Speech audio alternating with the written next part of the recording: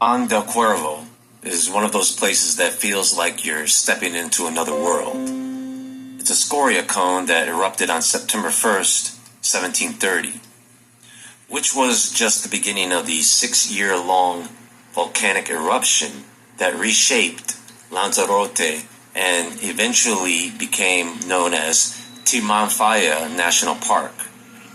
That eruption completely transformed the island, covering it with lava flows, spawning new volcanic cones, and it all left behind a landscape of craters and badlands that looks more like another planet than a region of Spain.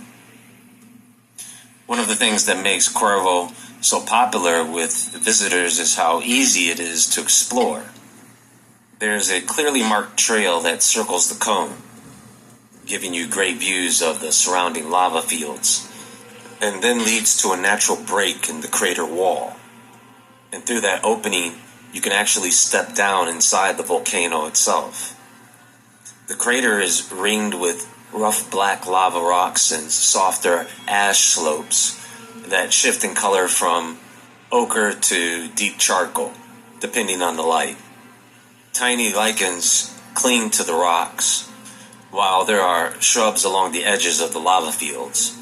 Native birds like hoopoes and finches are often spotted there as well. What makes Volcán de Cuervo stand out is how immersive the experience is as you get to step inside it and explore its walls, and stand where an eruption once reshaped the entire island. But there is something else about it. When you are able to step back and get a good look at this volcano as a whole, you may see what looks like a creature, a titan beast frozen in stone. This is Volcán del Cuervo in Lanzarote, Spain. It's a reminder of an ancient mystery, the connection between volcanoes, petrification, and the legends of giants and dragons turned to stone.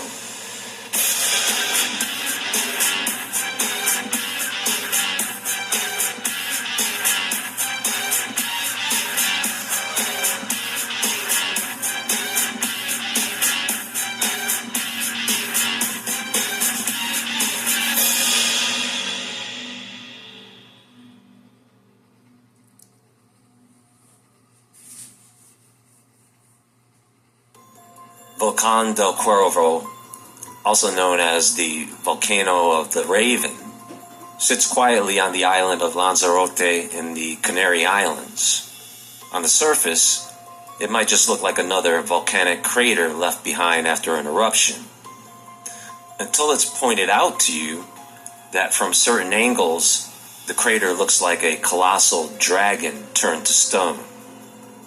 Imagine a dragon, wings folded tightly against its sides, its head lowered as if it were sleeping. The jagged black lava flows resemble scales, and the ridges curl like the back. It's no wonder that both tourists and locals alike describe it as a sleeping dragon, a guardian of the island.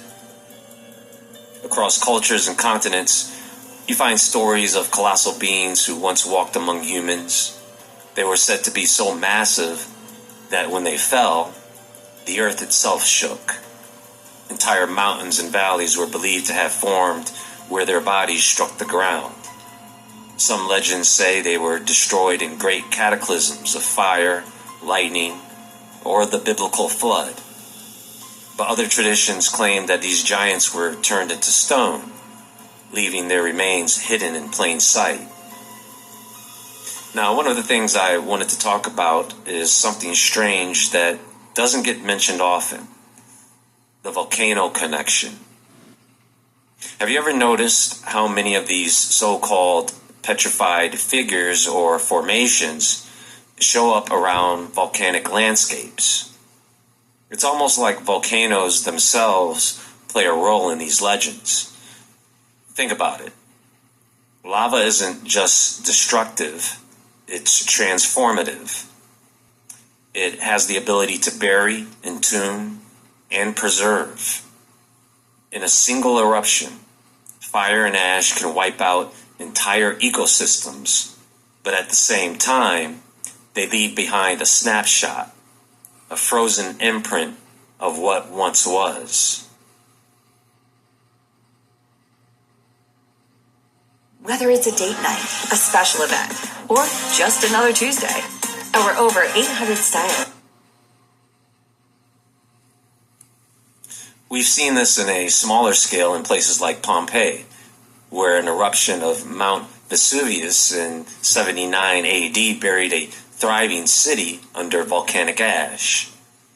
The people of Pompeii were literally frozen in their final moments, their forms preserved in detail for nearly 2,000 years.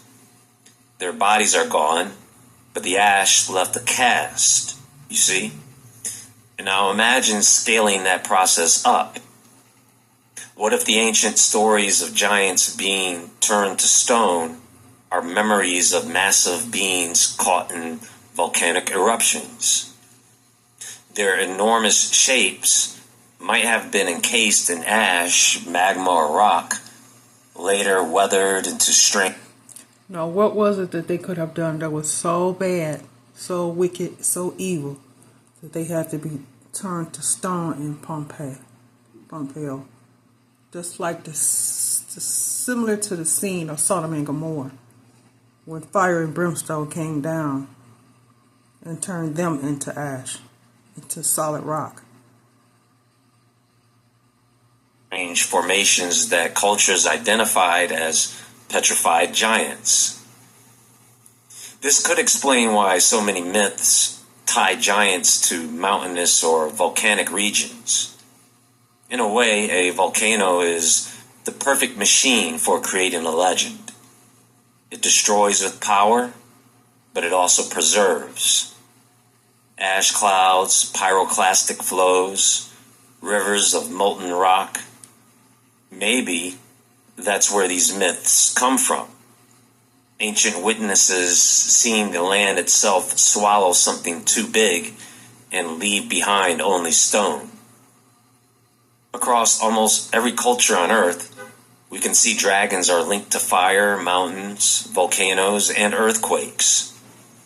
What's crazy interesting about this is that these are different cultures around the world, with the same or very similar rules when it comes to Titan dragons.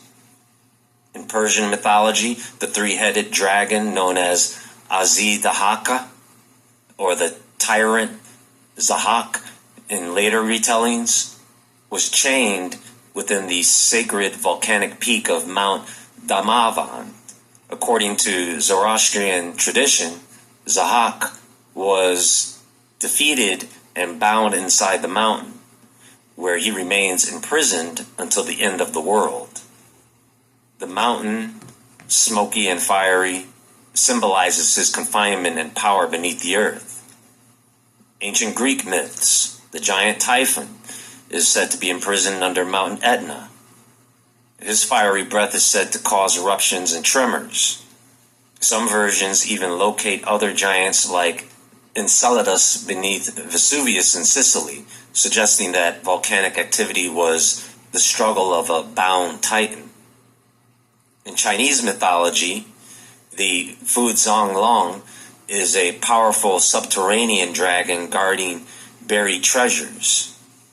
Legends say that volcanoes form when this dragon bursts from the earth to deliver treasures or report to heaven, releasing molten rock and shaping the land. Another dragon emerging in a fiery eruption, again linking geology with myth. Among the Mapuche of southern Chile, the volcanic landscape is home to the Cherufe, a creature forged from magma and stone. This monster dwells in the magma pools beneath volcanoes and is blamed for earthquakes and eruptions. Legend has it that only human sacrifices could calm its appetite. Then in Icelandic folklore, there are stories that tell of a dragon sleeping beneath the earth, its molten breath manifesting as boiling mud pans, fumaroles, and steam vents. The dragon's heat is believed to power the geothermal landscape, which is another mythic explanation for natural volcanic features. Meanwhile, in Europe, the idea that when a dragon was struck down, its body became part of the landscape. Some hills, ridges, and rocky terrain across the continent still carry names tied to dragons, which are said to mark the very place where these great serpents fell. Now, science gives us a clear explanation, right? Volcanic activity, erosion, weathering, and pareidolia. That we have a tendency to see shapes and faces where none were ever intended. And in many ways, those answers make sense. Lava cools, rocks fracture, erosion carves, and suddenly we have landscapes that look like scales, bones, or even the body of some massive creature. But here's the thing. There are patterns and consistencies across the world that arouse questions. Take Devil's Tower in Wyoming, with its perfectly vertical columns that many say resemble the fibers of a giant tree stump. Or the Giant's Causeway in Ireland, with its tiled hexagonal stones, almost as if they were scales or armor plates. These places don't just look like random geology. They carry with them a biological resemblance that makes you wonder if the story of our Earth might be a little bit more complex than we're being taught.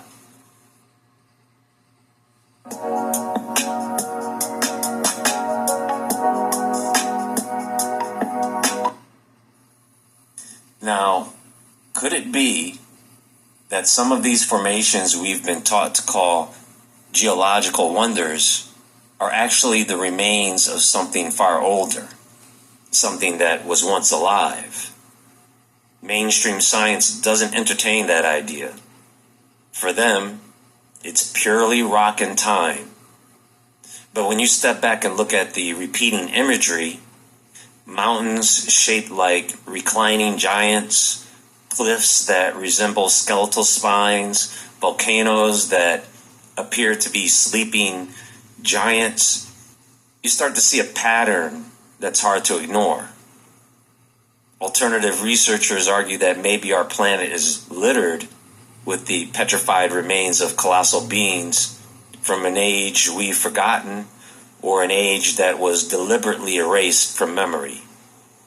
Whether it's myth-made stone or stone that looks like myth, the overlap between geology and legend is undeniable. And that's what makes it so interesting to explore. And folks, let me tell you something that I haven't seen anyone else consider. This is where the interdimensional idea bridges the two views.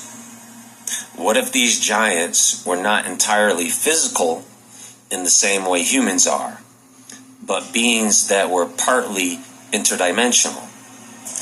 Their bodies could have been denser, more energetic, or structured differently, existing between our dimension and another. If such beings died or were imprisoned, their collapse into our dimension may have left behind a physical imprint. That imprint, over time... He definitely looks like a giant. And a petrified giant. So something he seen or saw petrified him so bad, he turned into stone. Hardened into stone. To science, these are just rocks, but myth might preserve the hidden truth, that they are in fact dimension. And what if this thing here, this giant, this Nephilim, wakes up? What if he wakes up? What would he do? Because he's going to be tall because he's a giant. What if he wakes up? Can you imagine what he would do if he was woke?